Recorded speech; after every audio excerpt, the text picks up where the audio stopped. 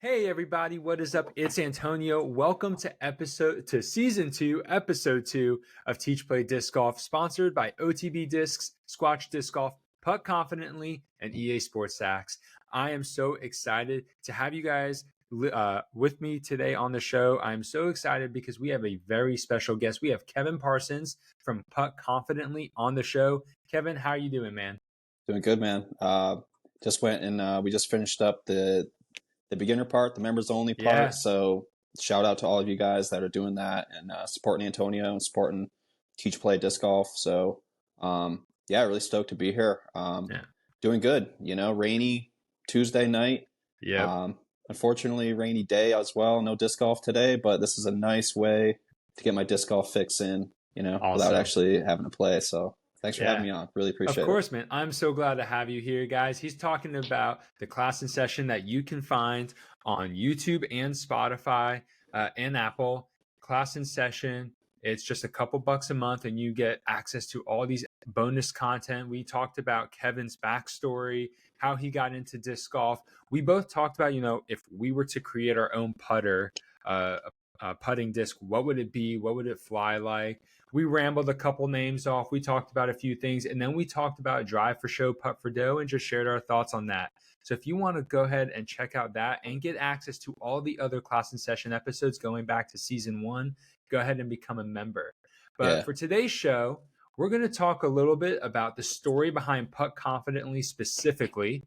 We're going to talk about putting in so many different ways. It's going to be a great episode, really diving into the nitty gritty of that. And then we are going to review Kevin's current favorite putter, as he told me. We're going to talk about the Gateway Wizard.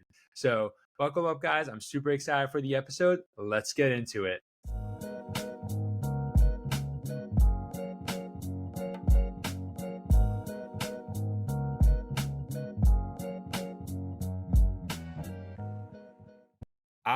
I love having you on the show. We've been talking a lot. You repping some gear. I got my hats hanging up here on the disc golf wall. I love using my Champ Cap and my Champ Cap Solo. We're talking about Putt Confidently. It's your company.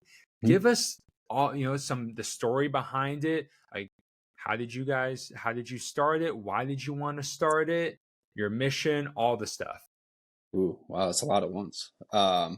Take it one at a time. Let's start with why did you start Putt Confidently? I really like practicing, and no, you did not hear that wrong. I like practicing. I've always liked practicing. I started with basketball. I was always practicing. I was a cyclist. I was a runner. I freaking love practicing. Really, events or like competitions are just, I've always looked at it this way. It's just like in my DNA, but like competitions are just the expression of my practice. And like, did I practice well enough? And that's not marketing like bullcrap right now. It's just the way I've always been. So I love to practice. So I started playing disc golf in late 2017, like kind of late in the fall. So I get the bug, and then I'm up here in Western Massachusetts. I remember it was a pretty rough winter that year too. So I'm freaking like jonesing, and I've got a little space, at my house. I've got a little space at work, so I'm just grinding. I'm practicing. I've got like 100 feet to throw or so at work. I've got a stack of putters. Now, what do I get? A marksman basket. It's kind of the only thing on the market at the time that was, to help take it to the next level, advanced. And we've all, hey, the marksman works. I'm not saying it doesn't work. It got me to be a better putter. Right. But I had to carry the thing around in my truck, like this extra basket, and then there was some days where I was just off, and I wish I had a bigger basket with me, but I didn't, full-size basket. So I'm lugging around this marksman. They don't catch that great. They have improved the design. The one I have is one of the older ones that had a thicker pole that bounced off like crap. They have made that pole thinner, so they do catch better now. That's good. So, but it, it's like, it wasn't, it makes the basket skinnier, but it wasn't affecting my height. You know, it didn't make me dial in like center chains necessarily. Didn't catch for crap. It was very, you know, it was pretty frustrating. And Yeah. so I was like, there has to be a better way. Right. And that was, you know, that day, I don't remember the day of the birth of the Champ Cap, but it was sometime in the winter of probably 2018 is when I had the idea that this could be, you know, a thing. And, you know, ideas take time, and Oh we yeah. got patents and stuff. So this sort of started a little bit before like the disc golf world saw it. Right. Yeah. Oh, of course. Because we did, you know, first you have to have the ideas, you make your own prototypes at home. We did that. That looked promising. So yeah, I was like, geez, you know what? Like, I watched a lot of Shark Tank, and I was like, the people on Shark Tank that have patents always like do well and get deals. So I started exploring that world of getting patents for something that were actually, you know, protectable, like utility patents. And so that process took a little while. And then, you know, we launched it in, I guess it was 2020 with a Kickstarter, 2021. I can't remember these days. But yeah, that's sort of the story. Is I love to practice, Yeah. and I was trying to get as good as possible at practicing with the Yeah. tools available at the current time, and I thought they could be improved, you know, a bit. Yeah. So that's where we're at. Yeah, it's pretty you know, I love my Champ Cap and Champ Cap Solo, and we'll get into the differences between those two in a little bit. But um it's incredible to me how much disc golf has changed in the 6 years that I've been playing. Just how many more coaches, content creators, companies. Then you have other companies that aren't even disc golf affiliated and coming in and sponsoring tournaments, and just how much it's grown, and just seeing, because we've had an influx of people over the last 6 years, just seeing all the new, fresh ideas, new perspectives, ideas for things that people who have been playing for years never even thought of, but just those new perspectives coming in. And it's just been, I think, really great for the sport.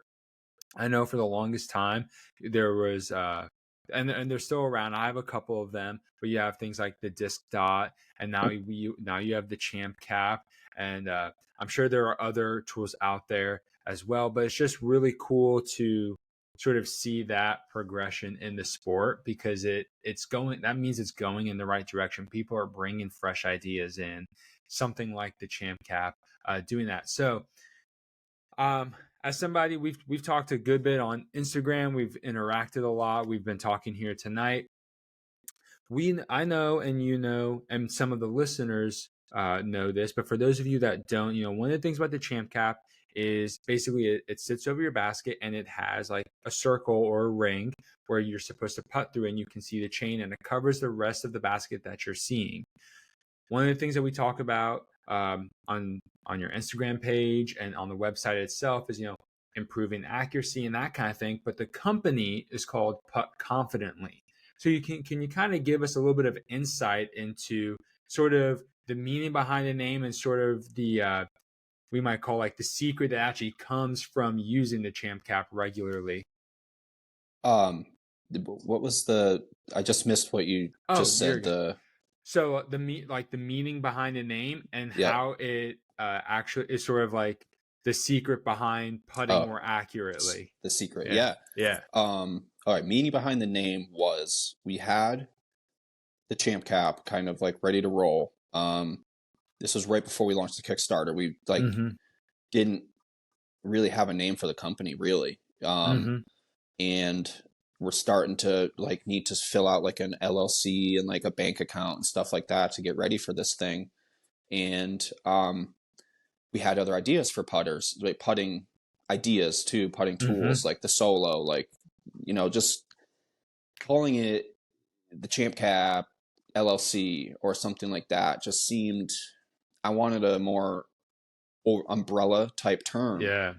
And I just was like, what the heck? You know, what does this thing make you do? And it's like a putt confidently. And that just sort of, it's sort of an umbrella term for all of the products that we ever are going to come up with, and come out with. We've got, the Solo, we've got the Pickle Links, we've got the Champ Cat Pro. There are more coming. Sweet. And so, working on some prototypes now for some stuff. So it just was an umbrella term for Putt Confidently. But yes, it does. All of our tools, like we wouldn't put out a product that we didn't think actually worked and was going to improve your game. And as far as Putt Confidently, you've got, the target hole, and it's got a plastic ring behind it. So there's no flopping in if you like catch the edge of this thing. This thing is strict. Yes. And so it helps with your aim. It helps with your kind of pre-shot routine, with your picking an area. There's center chains. We think that's, in general, the best place to be aiming. Yep. Other people have different opinions, but we have ours, and that's what works for us. And it helps you putt harder as well, because there is that plastic ring backing on the back side of the Champ Cat products.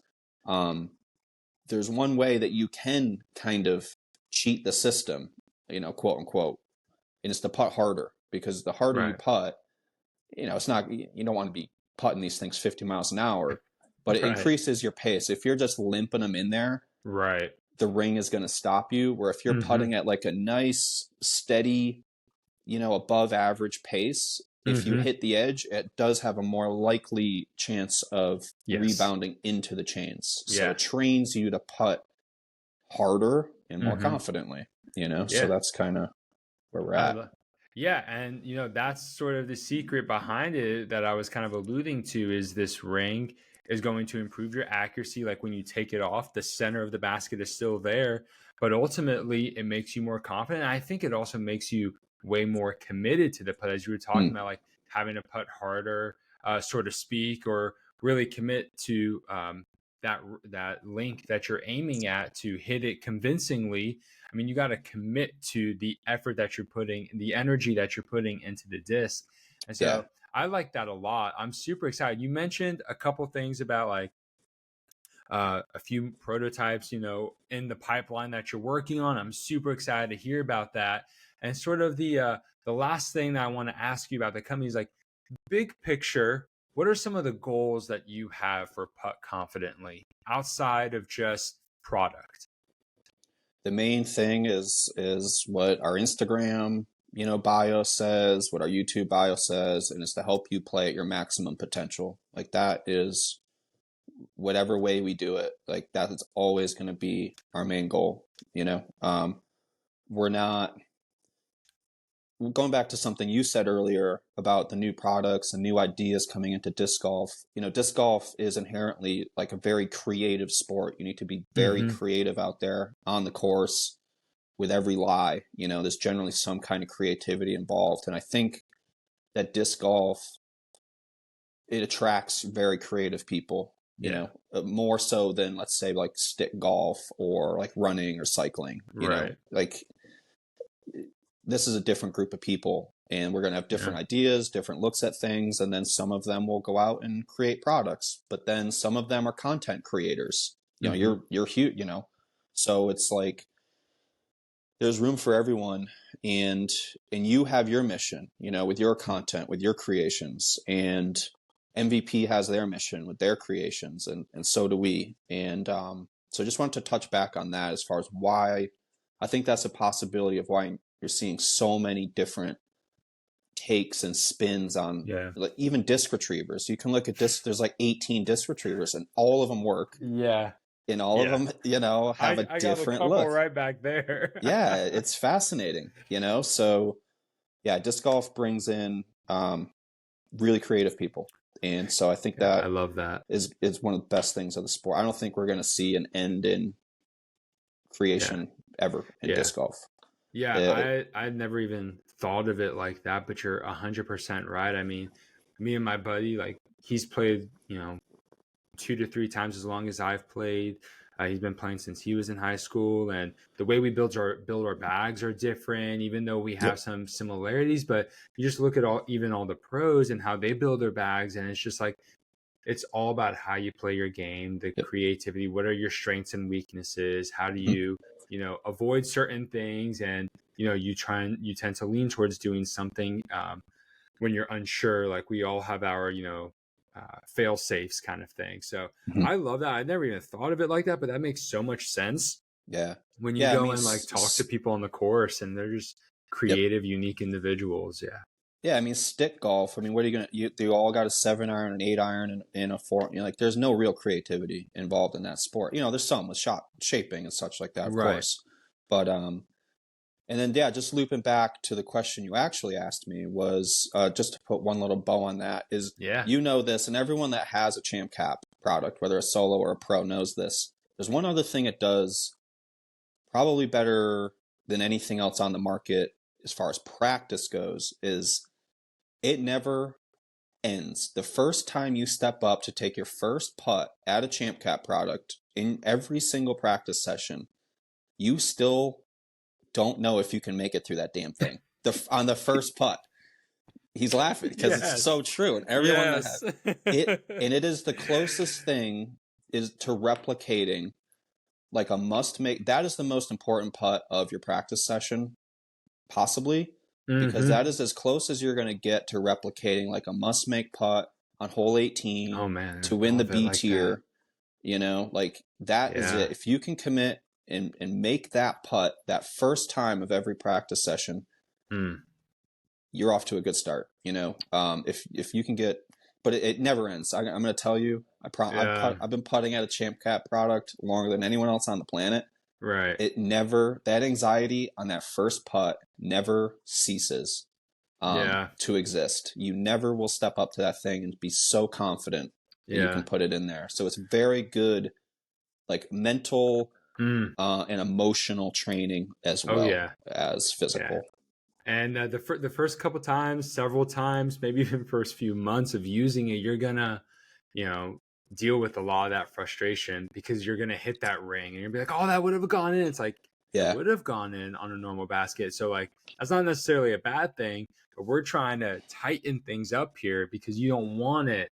You want to make the job as easy as possible for the basket, And disc golf doesn't have. Yeah, we don't have like ifs and buts and maybes. We're like about definites in our sport. It has to end in those chains in the bottom of that cage. And if you can't handle, I think every disc golfer can handle theoretically using a Champ Cap product. Like we're used to we don't birdie every hole. I mean, this isn't, bowling with lane blocker with rails on. Like we screw up and but it is the people, we're still in the early adopter phase, really, as far as our product goes. Like word is spreading, the grass, it works, it's saving people strokes. So people are talking about it to their friends. Yeah. But it is, you have to be a little flexible in your mind of like, you almost have to get rid of that. It would have went in. Like, I don't think like that when I'm practicing with a Champ Cap. I understand that other people probably do that initially, but eventually I think you lose that. And it's just like it didn't go in the target hole. Yeah. And that's why we came up with the solo, because we did come out with the pro, the full encompasses the whole basket with 4 different size target holes. Yep. That is honestly more of an advanced level product. Like that's something I use. Like if you would consider yourself like a 950 rated or above putter, I think that's a good product for you. But the solo's more, you can take a break from the ring. You don't have to start on the ring. You can start on the open basket and come over to the target hole. And it's a much more versatile product. It fits way more baskets. I honestly think that's a better overall product than the full Champ Cap Pro with the solo. Much more entry level, which just helps get it in the hand of a lot of people. Obviously, it's also a little it has a lower price point too, which helps people get into it. And speaking of the Champ Cap Solo, where can listeners and viewers on YouTube find these products? Where can they find these products? PuttConfidently.com is our site. A fair amount of stores are starting to cover them, keep them in stock now. So you might That's great. reach out to your local store, see if they have any stock left. Amazon, we're on Amazon. So there's a few different places now. We just shipped to Canada. So if you're in Canada and listening, we just started working with TopLink as a distributor up there. So it's going to be coming to your local store. It's been frustrating for us, and I'm sure for the Canadian customers. We get a lot of websites visits from Canada, but I don't know if you've tried shipping anything to Canada, man. It's like 4 hours from me. Yeah. And it costs, it literally doubles the cost of the product, just through customs and stuff. So so we don't get a lot of conversion rate from Canada, understandably so. Trust me, I do not blame you for not wanting to spend $40 to ship something that costs $35. I mean, that's ridiculous. Yeah. So anyways, we're solving that problem. We literally just yesterday shipped a big old shipment to TopLink. So that's going to be available in Canada. So keep your eyes open if you're up north. Awesome. But yeah, there's a few different ways to pick them up at this point. That's something we're focused on this year, is doing more distribution, like getting into Europe. Same thing. We get a fair amount of website visits, not a ton. Same thing, same problem. Shipping is ridiculous. So that's on us to fix that. And we're going to work on that this year. That's our goal. Very cool. For this year was Canada and Europe.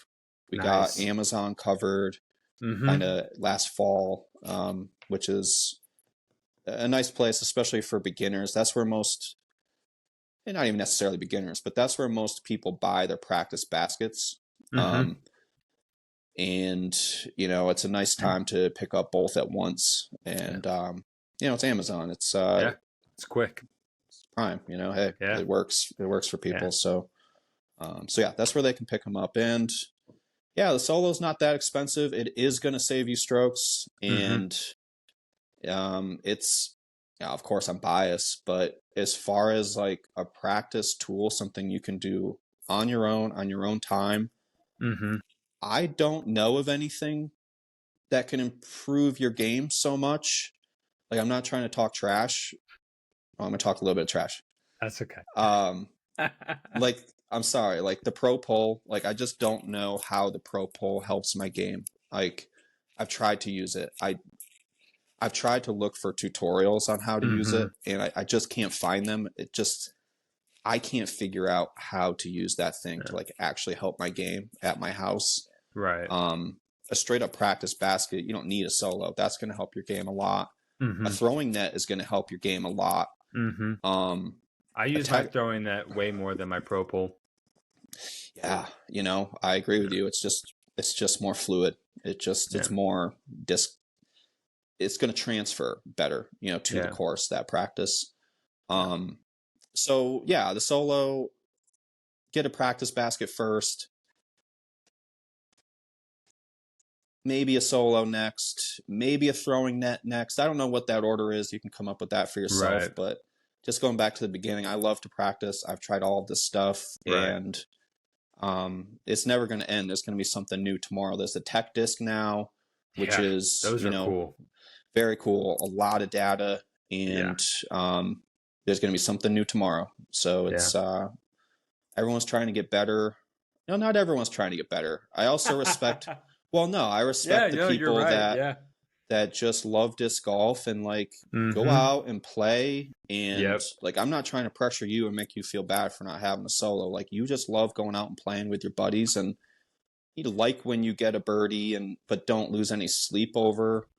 Not shooting 1,000 rated round. Like, bravo. Like, you're just loving disc golf, and I am so cool with that. So I'm not trying to make anyone feel bad, like for slacking or anything like that. No, I totally get that. And that's a separation that I've made multiple times in videos. Like, hey, if you want to get better, if you're actively trying to improve, you got to do it this way. If you're just saying, hey, I want to tweak a little thing here or there, or I just play for fun, then you don't really have to worry about it. And this could be one of those things. I also want to put a shameless little plug there that I do have a link in the description that you can use, an affiliate link with Putt Confidently, that if you wanted to check one out, you can use that link. You don't even have to put in a code because everything's set up there for you.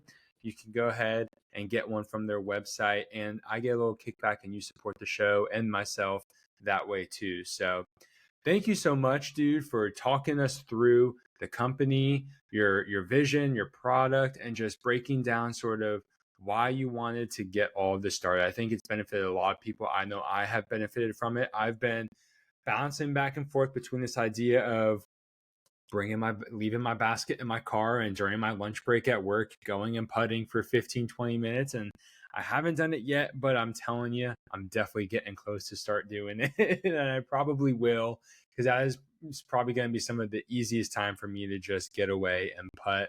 Because once I come home, things get busy. So let's go ahead and let's talk about putting. We have a good bit to cover here, but we'll go through it pretty quickly.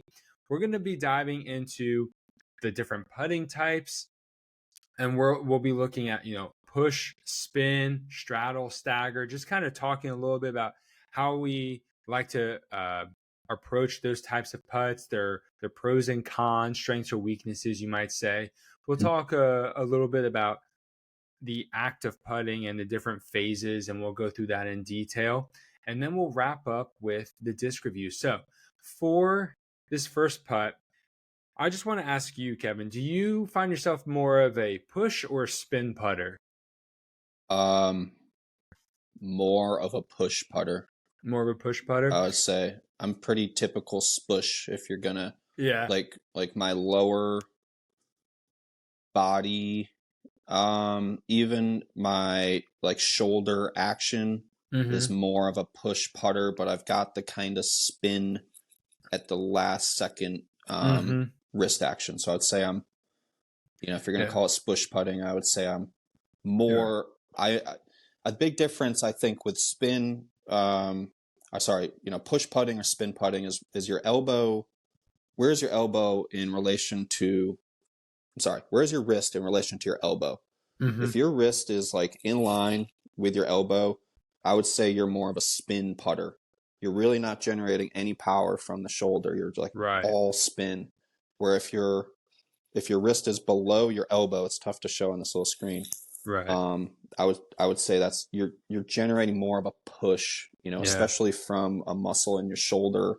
Right. Your medial deltoid, it's called. So you're pushing it a little bit. So I would put my wrist is definitely below my elbow. So I would say I'm definitely a spush putter. But like, what would you call Andrew Marweed? Because my putts, I'm not quite as limber as him, but like, what would you?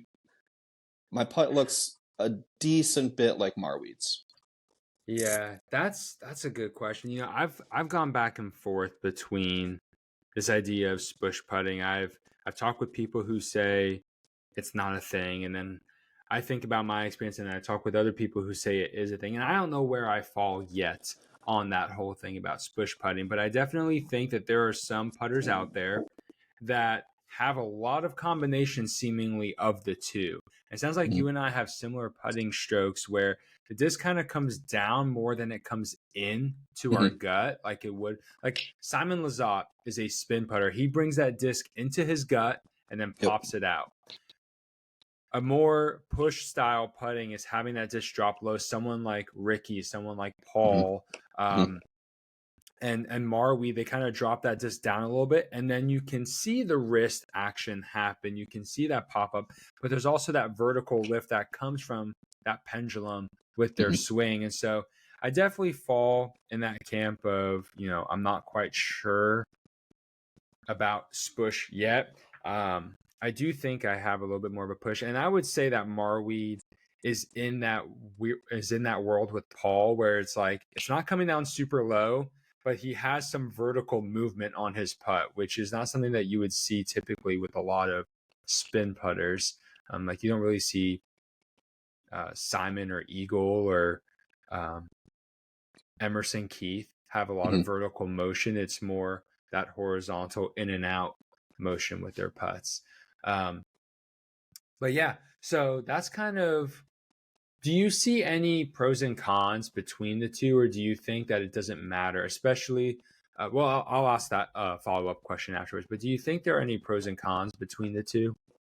I think it depends on, we've said this like 3 times already in this podcast, your level of play. Like, if you're 1,000 rated putter, there are if you're 1,000 rated player and, a close to 1,000 rated circle one putter, there's like one place for you to start gaining strokes. And it's why Gannon Buhr's winning so many tournaments, circle two. So the spin putt really seems to help a lot circle two, especially like midway into circle two, like start talking 45, 50 feet. It's tough to spush putt that far. It seems to be a little easier to get the spin there. That's Simon, that's Eagle, that's the highlights. So if you're looking to save gain strokes on your competition and you're already a really good circle one putter, working on the spin putt, at least for circle two. And I talked to Tai. Tai's a freaking gangster in circle two. Oh yeah. And he's like a prototype spin putter. Yeah. He's got that double move with his elbow just absolutely dialed. So to answer your question, actually though, I think, because very few of us are above 1,000 rated, I think that the spush type putt is the best because you're not going to 3-putt that often. I think that's the problem with like newer players or 800, 850 rated players trying to putt like Simon, is if it goes in, it's really cool. But at least what I see on course with this level of player is that when you miss, it's real bad, and you 3-putt often. And that's why I'm not really that much better of a player than this hypothetical 800 rated player. I just don't 3-putt. I never 3-putt. I 3-putt once last year. It's because I hit a cage and rolled away. So that is why I think this push putt is safer, but also gives you a really good chance of making it compared with a full spin putt. Yeah. I definitely tend to agree. I do think, similar to like the backhand and forehand, with the push and the spin, one just has a higher ceiling. Like there's a reason why you see players that are more backhand dominant able to play any course, whereas more forehand dominant players, especially on the tour today, aren't able to dominate nearly as much. The backhand just has a higher ceiling, and I think the same goes for the spin putt. It's just, no matter where you end up, you need less space for the putt to come out of your hand. And I think that's super helpful, whether it's uphill, downhill, around obstructions, through obstructions. You don't need a lot of ceiling. And that's one of the biggest weaknesses for the push putt is if you get off the fairway, if you have obstructions in the way, you now have this self-enforced or self-induced elevation change in your putt that you have to account for. Does that mean that you should never learn how to push putt? No, I think there's even spin putters often have to, have the disc lift in a slightly different way, whether it's over an obstacle to get, up and over and then drop. It has its uses, but I definitely think the spin has a higher floor with like the skill level that's necessary, but it also has a higher ceiling for what you're able to do, as you were talking there about Gannon Buhr from circle two and, the circle 3 putts of being like 80 feet away and just able to drill those 70, 80 foot putts in with consistency. And at that distance, if you have the control to be able to do that, even if you do miss, you're not going 60 feet past the basket. It's going to be back within that, tap in range or very close to. Very cool. Now about straddle and stagger, I want us, for those who might be brand new, basically the difference between straddle and stagger is in your foot placement. Regardless of whether you're righty or lefty, on the staggered stance, you're going to have one foot in front of the other. And then on the straddle stance, think of it as if you're basically, lining up a free throw, or you're a goalie playing soccer. Your feet are parallel. They're in line with each other. And the disc is going to typically come more in between your legs, whereas with a straddle putt, it might come more over whatever leg is in front or slightly off to the side. But yeah, so Kevin, when you go and putt, are you lining up a straddle putt, a stagger putt? Where do you find comfort? Is it situational? What is kind of your go-to with that? If I've got if there's no obstructions, it's flat, no hill, no slope, yeah, I'm stagger stance. Unfortunately, playing on the East Coast here, Mm-hmm. how often does that happen? Not very often. So I would say I end up, it's about 50-50 on course. If I had a preference, it would be Right. stagger stance. But yeah, we end up straddle putting. I would say it's close to 50% of the time, just because there's a tree, there's something going on, which is insane because I practice my straddle putting, but a lot of people never even practice their straddle putting, but you end up doing it, at least on the East Coast. I haven't played across the whole country, but 50% of the time you're going to end up doing this putt that you never ever practice. And then people kind of get upset that they don't make them. So yeah, there was definitely a time where I was not practicing straddle, and it was like whenever I had to do it, I was like, man, I really need to work on this. Now, I think if I was going to start over playing disc golf, I would only straddle putt. I would take the sort of Kristen Tatar, Nate Sexton approach of just straddle putt, because you can straddle putt anytime, anywhere, and just do that. But honestly, I love the feeling, like the mechanics of a stagger stance putt. I don't know why. It just feels so good, like just pushing off that back leg, right? Like hitting your brace, like just seeing, like having more range of motion with your arm. I just freaking love it. It just feels great. It's yeah. For the longest time, I did a stagger putt, and I remember in December of this past year, I was warming up for a tournament, and I was just missing everything. And then all of a sudden I was like, let me just, maybe it's nerves. It had been my first tournament in over a year and a half. And so I start doing some stagger putting. I'm like, everything just starts falling. Boom, boom, boom. Everything just keeps, because the miss that I was having was things were pulling right. And so then I went to stagger, and what happened for the last 4 months is just, it helped me recenter my putt. I've never been someone who relies on fade because I don't putt with an overstable putter. But the thing is, I was just finding that my elbow and my wrist were just leaking out right. And so going to stagger really helped me dial in that realignment that I needed for my putt. I recently, like as of Saturday, a few days before the recording of this episode, I started messing around again with the stagger putt a little bit, just to kind of get back comfortable with it. And I definitely agree with you. Like, there's both uses. I feel comfortable with both, but there is something about the stagger that just feels more natural, because I think, like, from all the years of running and playing basketball, like, it just feels a little bit more of a natural position for me as well. But it is something in the back of my mind. I'm like, okay, what your miss was before. Let's see if we can, dial that back in and get that fixed. Yeah. Oh, go ahead. Oh, it's a never ending battle. Oh, but yeah. That's one thing. If you're a newer player that's listening, well, I guess it doesn't matter what stage you're in, but don't forget to practice your straddle putts, square up. You can see it working. I'm starting to see more and more players do it exclusively. Especially around here. I think the math has gotten out, the data has gotten out of just like, yeah, dude, I freaking have to straddle putt all the time anyway. If I'm in an open field, why?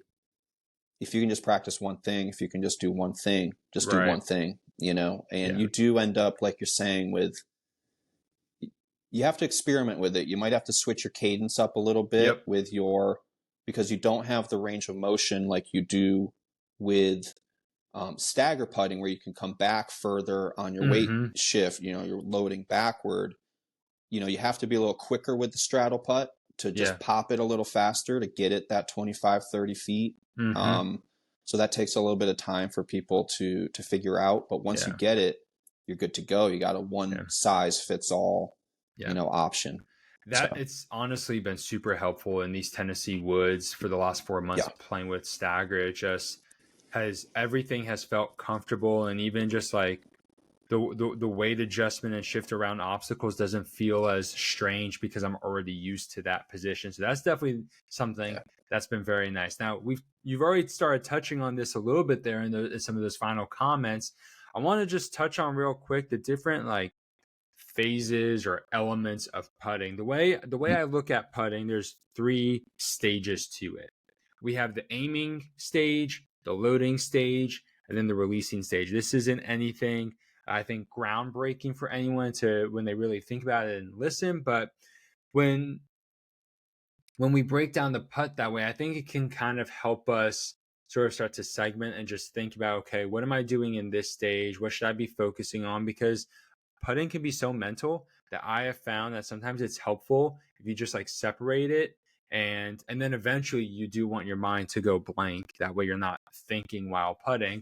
And I mhm, think, our conversation about the champ cap and all that kind of stuff can help. But when you're aiming while putting, I feel like there are a lot of different schools of thought on where to aim, whether mhm, it's the front chain, the pole, a back chain, because you want to, putt through the basket kind of thing.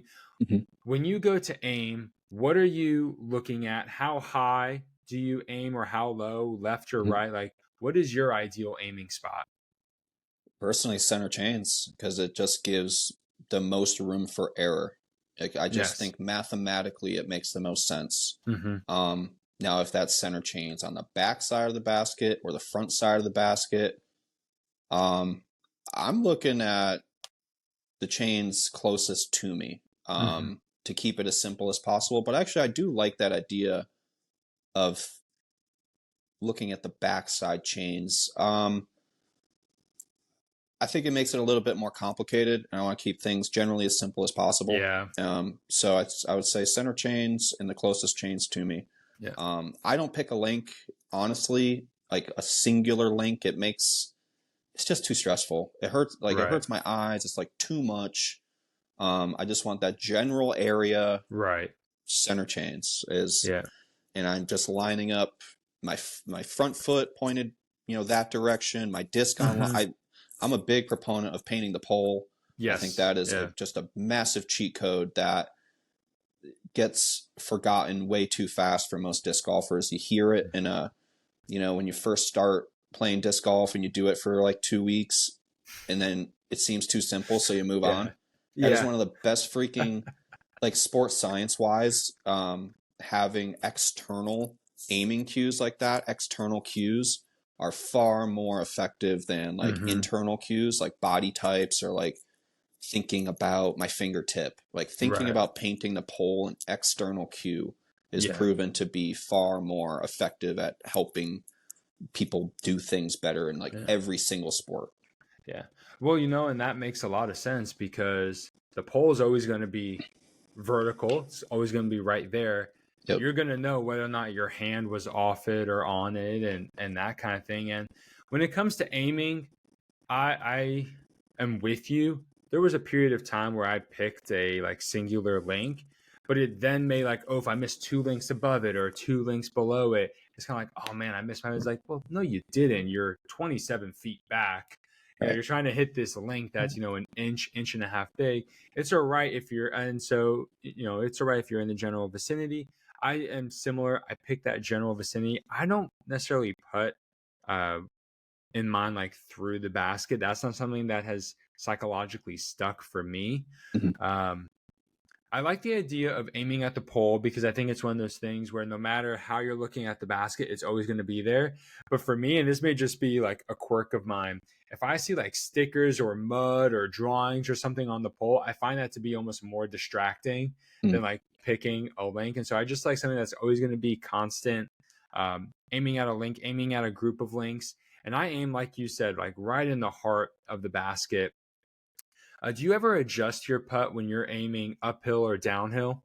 Oh yeah, for sure. I mean, if there's tailwind, Yeah. it's tough to um, talk too much about that because it's so circumstantial. Like, Yes. oh Yeah. well, how much headwind? Oh well, how much tailwind? How much Right. crosswind? Um, that's just something you just learn as you play and like experience Mm-hmm. the situations more and more often. Mm-hmm. But yeah, you know, I mean, sometimes if there's enough headwind, I'm aiming at the cage, Yeah. honestly, you know, or the band if it's a tailwind, you know, for sure. Yeah. And sometimes it works, sometimes it doesn't. Like, you're never going to make every putt. You're never Yeah. going to nail every single situation. And you Mm-hmm. just have to do your best. And wind is one of the most insane factors, you know, Yeah. in disc golf. And it gets, I don't know if it's more exemplified on the putting green, but it sure as heck feels like it, you know, compared with throwing. It's Yeah. like, damn, this wind needs to quit, bro. Yeah. Well, You know? I almost think that's where the nerves are more, facing a 15-mile-an-hour headwind off the tee is like, all right, I'll just grab a more stable driver and I'll throw it flat or with some hyzer and it'll beat this headwind kind of thing. And it's Mhm. like, oh, I'm using an AVR in this same 15-mile-an-hour headwind and I'm 20 Yeah. feet away. And And it's for I think it's, par. yeah, and it's for par. I just missed the Yeah. birdie putt, so now I'm Yeah. coming back. There you So go. yeah, It's tough. absolutely. So now let's talk about the loading phase. We already kind of touched on this a little bit, talking about uh, push putting, spin putting. Those players, regardless of how you putt, you're going to have your own unique thing. But what I like to think about in the loading phase, and this is something that actually comes from uh, like the firearm industry, is like if you think about snipers, especially, and then the military, when they breathe in and then they breathe out, that is when they are calmest and when they're the most steady with their hand. And so, one of the things that I've done for years now is I'll breathe in on my loading phase, or like right before I start my loading phase. And then as I bring the disc down to get ready to put, I exhale for like a steadiness. And maybe it's just more mental for me. But my loading phase is really more, I use it more as I'm making sure I'm aligned with the basket. I've already have my target, so to speak, picked out on the basket, but it's about sort of calming that internal voice and calming that body to just trust that muscle memory and everything that I have practiced. And that's kind of how I treat my loading phase. It's almost about like getting in the zone. I was very much the same when I did track and field. I did hurdles, and so I'd be getting into the blocks and be like, on your mark, and I'm like, all right, let's go. And it's like, get set. And it's like, everything just like collapses and gets quiet. And so that's just like something for that has just translated for me so well. Um, Obviously, that's not something that I can force on somebody else and teach. Like, I could recommend that idea to them in their loading phase. But I'm wondering, like, do you have sort of this ritual or this thing that you do in that loading phase right before you go to release the disc? No, I love what you said there about the breathing in. That's a thought I've had. You know, exhaling, like the sniper idea. I have not implemented it yet, but I'm gonna start doing that. I really like that idea. I have. That seems like a experiment that's going to go well most of the time for most people. Yeah, I Really don't like see how that. it can mess you up. No, I don't. I mean, the one thing is like if you're overthinking, you know, Oh yeah, if for it sure. puts one too many chefs in the kitchen, possibly. Yes, for sure. So that's possible. But as far as the loading part, um, it's a great question. I have a lot of automaticity when it comes to that right now. As far as at least a stagger stance goes, when it comes to straddle, I'm working on switching my cadence to be a little bit faster, to get a little more pop, to be Mm-hmm. able to hit those low ceilings, you know, a little bit better, or hit the straddle from a little deeper. Mm-hmm. So I am conscious about my straddle putt um, loading right now. But as far as stagger stance, I do have the sort of 1, 2, 3, like you said, on your mark, get set, go. I think that's a Yeah. really good, like, 2 count on my weight shift back, you know, my loading. I'm a 2 count, and then a Okay. 1 count going forward to get that pop. So sort Nice. of a 2 to 1. So it's the same idea you're talking about. You know, Philo talks about it with apple pie. If you go back and watch some of his Okay. older tutorials, so it's sort of a universal timing thing of 1, 2, 3. Um, so we're all onto it. We're all doing it different ways.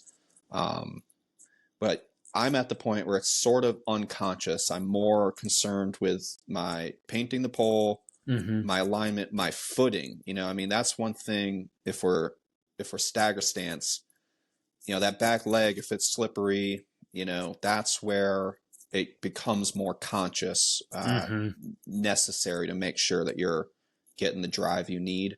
But it is probably the most important part of the putt is that loading phase. You know, this is something I've been talking about recently, is like hitting the brace in your putt. And you got to be able to get to that brace while, you know, everything else, keeping everything else on time as well. But it's, for me, the putt, the execution really starts with hitting the brace, but you can't hit the brace until you load properly. So it's more of a setup phase. It doesn't get a lot of credit. The weight shift back, like, it's sort of the supporting actor in the putt. Yeah. You know, but hey, the movie would have sucked without it. So you needed it, but it doesn't get any credit, you know? Absolutely. Absolutely. You know? Yeah. I love all that. I love that insight. And I'm glad that the breathing thing might be helpful for you and anybody else listening. Like, give it a shot. I mean, yes, obviously you don't want too many chefs in the kitchen, but mechanically speaking, I mean, it might feel a little weird at first because now you're thinking about your breathing, but I think it's very like meditative. And so it just kind of can help calm some of those nerves. I've even implemented 2 deep breaths on my putt. Like, I'll take my putters and go up and like breathe in, and my hands are above my head. And then as I rest my shoulders, I exhale, and then I do it one more time on the loading. And then as I've exhaled, I putt. So I'm not like inhaling or anything when I putt. It just helps me sort of reach that sort of calm state when putting. And it's been beneficial for me, and it's become such a part of my routine. I don't know how I could ever break out of it. I love it. I think it could really help with timing too, like exhaling right as you're popping. Like, that's like half of putting is just timing. There's lots of different ways to do it, but there's one thing that all the good people at putting do. You know, there's Matty O, there's Paul Macbeth, there's Simon Lizotte. They all have perfect, damn near perfect timing. And it sounds like what you're talking about with the exhale could really help with some timing. I really like that idea. Yeah, of course. You're more than welcome to use it. Yeah, I will. I will also give you credit. So how about that? Appreciate that. Cool. Yeah, so now you kind of touched on it there. I don't think there's a whole lot to say to it, but the final phase of the putt is obviously the release. And one of the things that I will say about this is thinking about the hand. And I think a lot of people are pretty much on board, but I think something that's really important about the release phase or the release stage of the putt is, especially if you are struggling with putting, is stopping that hand on the basket, on the pole, whatever it might be. I think a lot of times, a lot of people end up missing because their wrist sort of like leaks and pops out. Yep. And so if that's you on the release phase, you don't necessarily have to think about anything else but just popping and sort of shaking hands with the basket is what a lot of people say. I think that can be very helpful and beneficial, and could help you sort of diagnose some issues that you might be having with your putting stroke if you find that you're missing often. What do you think about that, Kevin? Do you have any thoughts about the releasing stage of the putt? I have. This is the one thing that when you sent me the notes, that I have no thoughts on, because I do not think about releasing. I don't think you should be thinking about releasing. This might be like the hottest take I have when it comes to putting. Okay, let's hear it. Let's hear it. You know, let's go. This is so, like, would you say that Steph Curry is thinking, like, when he's taking his free throw or his 3-pointer, like, is he thinking like, end with my wrist like this, goosenecked? Like, no, absolutely not. Yeah. So I think that as far as release goes, you shouldn't even be thinking about it. Like, it requires execution, you know, of the movements prior to the release that creates the proper follow through. Like, I believe that's what Steph Curry would say. Like, if I asked him that, he'd be like, Kevin, what is wrong with you? Of course I'm not thinking about that. Right. So I think as far as like thinking about shaking hands with the basket, I think that's putting one too many chefs in the kitchen. I think there can only be two chefs in this kitchen. It's like loading properly, making sure you have good footing and good, ability to drive, and then hitting that pop. I think that's it. Putt over. If you were aligned properly, if you had the right power, if you had the right like dexterity, you're not too tight. Like if you do all of those things properly, execute those movements concisely, you're just going to have a good follow through. And it's like having your hand pointed at the basket is not, it's an effect, not the cause of making your putt. So that's my hot take on like follow through and shaking hands with the basket. I don't think you should be thinking about that at all. I think it happens naturally if you do the other couple steps first. Okay. So I don't know how you feel about that. That is controversial in the disc golf world, I'm sure. Yeah. Maybe so, because honestly, I haven't met anybody who hasn't had thoughts about like, oh yeah, shaking hands with a basket or that kind of release. But to be fair and honest, I mean, it makes sense. Like Peyton Manning wasn't thinking about how his wrist is coming to his hip pocket after throwing the football. Steph Curry's not thinking about the curled wrist, the gooseneck when he's shooting. Golfers aren't necessarily thinking about their follow through. Even disc golfers aren't necessarily thinking about their follow through. It's just an effect of everything that they've done in whether it's the forehand or the backhand, everything that has built up to that follow through is just an effect of it. My initial thought is I wonder if at least that concept becomes muscle memory. And so then eventually no one's thinking about it, because I don't necessarily look at the basket anymore and say, okay, let me shake hands with you. But it's just become more natural. Like my wrist ends up going that way. So I'm wondering if maybe it might be a helpful idea or concept to consider, and maybe just to think about only when you're practicing and not when you're necessarily out on the course, to sort of train that to be muscle memory. But even then, you make a good point. If you're doing the first two things consistently and you're lining everything up and you're loading and you're painting the pole, will that not just be a natural consequence or a natural result of it? And that very well might be the case. We could have just honestly been splitting hairs about this whole idea the entire time. Yeah, you just touched on it. I mean, I think if you're painting the pole, you're sort of, hands like one other thing I have with, and I haven't rehearsed this at all really, but I saw it in your notes coming up and I just had a couple thoughts about it. But you don't stick your hand out like straight out in front of you. I don't know if anyone's watching this, but like that's not really how you shake hands at like chest height. You shake hands like low, like almost belly to belly, and that's like much closer to painting the pole is what I'm getting at. Like if you're painting the pole, you are like that's about where you pop, where you actually shake hands with someone, like you're meeting them at the restaurant or whatever, like it's low, and that's about where you pop if you're a spush putter. And anyhow, if you're painting the pole, I think that it looks like you're shaking hands with the basket.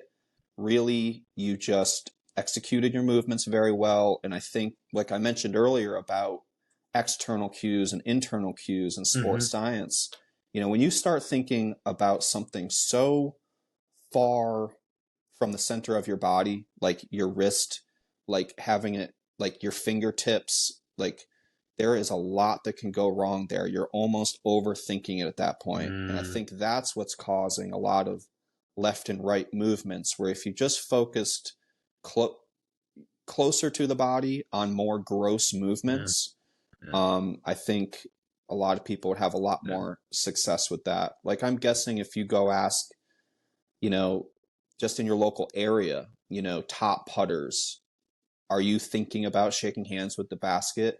Are you thinking that far away, from your center of gravity? Or are you thinking about things closer to the center of your body? I'm guessing they're all going to say, I'm not thinking that, like it's done. By the time the disc is that far away from my body, I'm done. Like I did everything. It's out of my control at that point. And trying to control something, like you have very little strength, very little control, you know, with your arm extended working on something compared with, you know, closer, you know, closer to the legs or the hips or something like that. So that's my hot take probably for the, I think there might have been a hot take in the pre-show, the class in session. I think session, there was. I think there was too. Very cool. I like it. It's fun conversation, and you know, it also brings new opinions and perspectives up, and it definitely makes me think. And you know, I can't sit here and say, "Oh no, I totally disagree with you," because there's definitely a lot of validity. I mean, when there. My hot take is that, and I've been guilty of this, so I'm also criticizing myself here, is that I think disc golf just overanalyzes a lot of things. And I think it takes away one from like the art that is in the sport.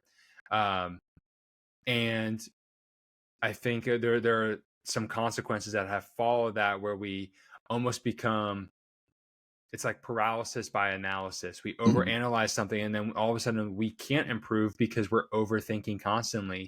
And it makes me, I just watched this video with my buddy who was in town, the same guy who taught me how to play disc golf. We were watching Happy Gilmore, and it was just one of those, just send it on home. Just send it home. And then when the putt doesn't go, he's like, get in your home. Why won't you get in your home? You know, just the whole thing about putting is just send it on home. And I like that idea. When it's that far from your body, if you can't stop the putt in time to be able to like recalibrate, it's too, you know, there's no way that anything that you're going to do at that point is going to drastically improve your chances of making it, because it's too far. What's done is done, so to speak. All the load up and the release, it's happened. So I really like that insight, and it's definitely something that's going to sit with me. I'm going to be thinking about. I'm going to be, you know, really just thinking it over and messing around with it and asking some people in my Discord, you know, hey, what do you guys think about this? But yeah, so if you guys who are listening or watching the channel or watching on YouTube, if you guys need help with your putting, you want to get some just some insight into, hey, what am I doing here? I feel like something's off. I feel imbalanced, whatever it might be. Go ahead and DM me, whether it's on Discord or on Instagram, and we can schedule a free coaching call. Your first coaching call with me will be free. We'll talk for 30 minutes and just whatever it is, whether it's your backhand, whether it's your forehand, putting, building a bag. Maybe you're brand new to the sport and you don't even know where to begin. Go ahead and message me and we can set something up. I'd be more than happy to help you. But now let's go ahead and let's wrap this episode up talking about your favorite putter. This disc review is sponsored by OTB Discs. And Kevin, you wanted to talk about the Gateway Wizard, something that OTB Discs has a lot of, so you guys can check it out in so many plastics. That's one thing that Gateway has more than anything. I think more than any other company is the number of different plastics. So Kevin, go ahead and tell us about the Gateway Wizard, why you love it. Why is it your current favorite putter? Let me go back to the last segment real quick. And to say, definitely, I think coaching is super underrated in disc golf right now. I think that a lot of people are going out, buying the new, you know, hot disc of the month or, you know, whatever, spending $40-$50 on that. Time lapse. Don't get, you know. And I think that game is up to, you know, it's always going to be there. But I think that, like what you said about perspective, about, I'm not trying to like ruin or hijack your podcast right now. No, you're good, man. Like disc golf is, I think, at a bit of a tipping point where a lot of stuff, such as like shake hands with the basket, like a lot of this, like slide the glass across the bar, you know, as far as like backhand goes. A lot of this has just been said since the beginning, and this is just what we say, and this is just how we tell beginners how to do things. And I think that, like you said in the beginning of the show, there's lots of new stuff, new ideas, new tools, new products. One of these new products is coaching that's happening. And I think that with you, with Tai, with Power DGA, like there's lots of different avenues. And I think that is money much better spent than getting another time lapse, or the next, whatever the next new Simon disc is. Yeah. You can't value it until you try it, right? Like, people don't know the value of a one-on-one coaching session. Like, that's the value, is the one-on-one. Like, you can go watch a YouTube video, you can do the subscription stuff, but like, it's not for you. Like, Antonia's going to tell you what you exactly are doing wrong, and you probably don't know what that is. So I think that's something new in disc golf coaching. I appreciate that, man. Thank you. Man, for sure. Like, it's just something like it's just the value, the long-term value of getting 1 hour coaching session, maybe 2 or 3, is going to have a much longer value than whatever that disc of the month is. Like, yeah, you'll get your little Instagram post out of it, or like your friends will think you're cool and want to throw it, but like, they'll think it's a lot cooler when you start kicking their ass in 3 weeks because you had a couple coaches. They're going to be a lot more impressed with that than MVP. You're just giving MVP status. Like, why not get some for yourself? So anyways, I appreciate that. Yeah, I appreciate that. And not that I love Simon and MVP. I'm sure you do too. Of course. but as far as entry points, you got if you want to throw the time lapse, you want to throw, the KJ Nibo T-Bird, that's like super overstable. If you want to be able to do those kinds of things, like, you gotta have that foundation set up, and we can do that in coaching. But yes, like you said there, let's talk about the Gateway Wizard. The Wizard. So in the I keep forgetting the name of the pre-show. I'm sorry. Class in Session. Class in Session. I'm not going to spoil it, but I talked about the putter I was using. It's a very obscure putter. Well, not obscure putter, but not many people use it for putting. So I've switched from that to the Wizard SS this year. Now, why did I do that? The putter I was using was very glidey, very understable. I like the Wizard SS.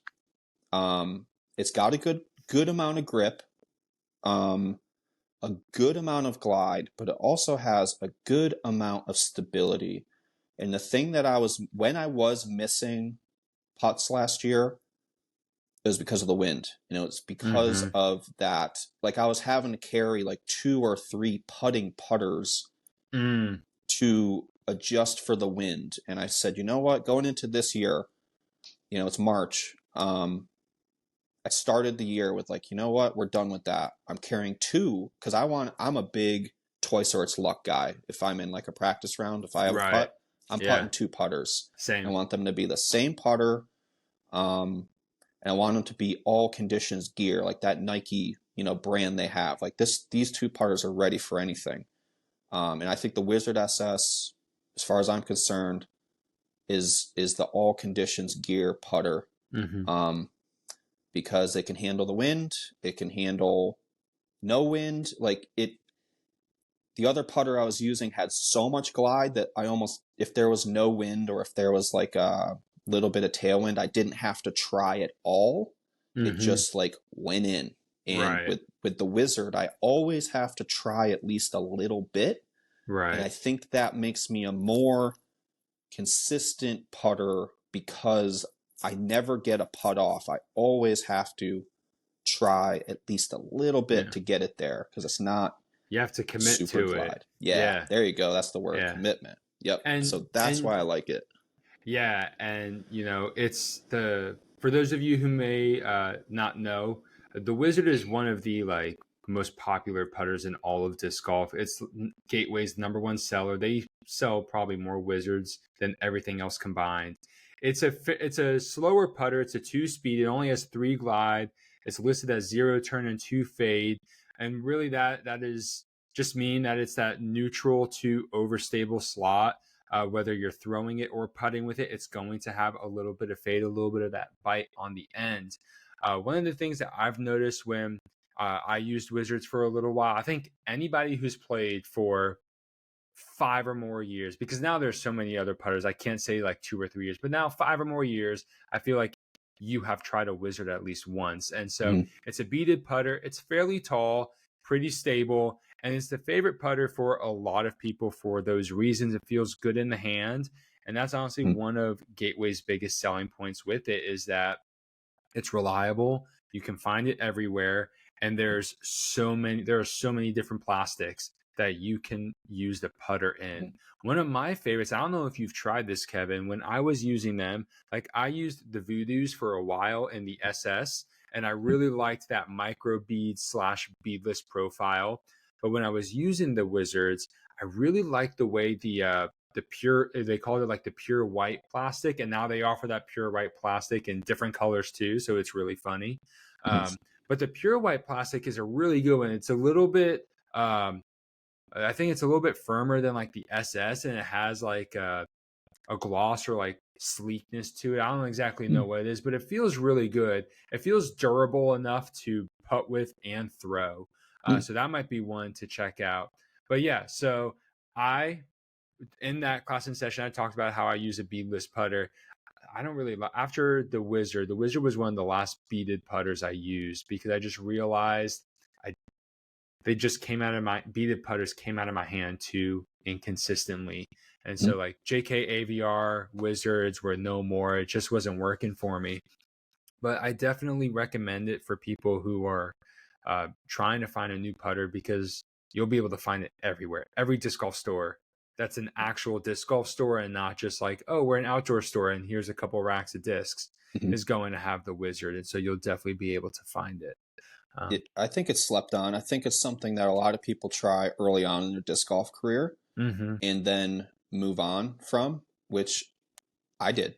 I said, I'm picking it back up and really using it for the first time in like 4 years. Yeah.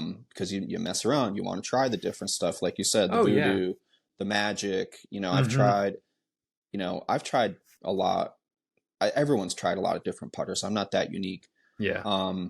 As far as bead, no bead, this is my other hot take. I think that's analysis paralysis. I don't know how a millimeter, I don't even think it's a millimeter, a micrometer of Right. plastic can really affect your putt that much. But hey, if it does, it does. I respect it. Well, I to be understand. fair, I use a really shallow putter now. And so I think for me, it just feels too tall in the hand. And it may not even necessarily be the B, but it could just be that the height of the putter is what bothers me the most. And so as someone who uses, I mean, the loves are like 1.9, whereas like a Wizard's going to be something like 2.3, 2.4. It just feels a little bit taller in the hand. But That's yeah, true. I mean, I am guilty of a paralysis by analysis. I can't deny that. So Yeah, like totally hear you.